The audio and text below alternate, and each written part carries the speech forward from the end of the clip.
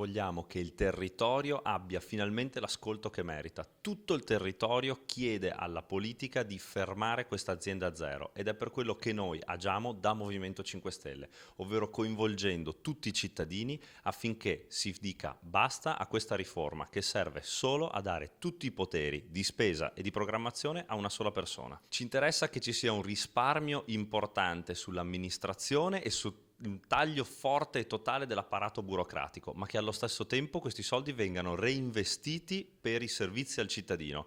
Quindi il riordino delle ASL ci piace e vogliamo che vada nella direzione di un riordino per bacini d'utenza, tutelando i cittadini e il servizio sanitario. Ma tutto ciò che riguarda gli accentramenti di potere nelle mani di una sola persona, soprattutto quando parliamo di 8 miliardi e mezzo di euro l'anno, questo no, non ci piace. Bisogna farsi sentire. Se tutte le persone che abbiamo ascoltato qui durante le audizioni nella Commissione Quinta dicono tutti esattamente queste cose, ovvero di fermare questa azienda zero, beh, noi siamo qua per dar voce ai cittadini ed è quello che facciamo.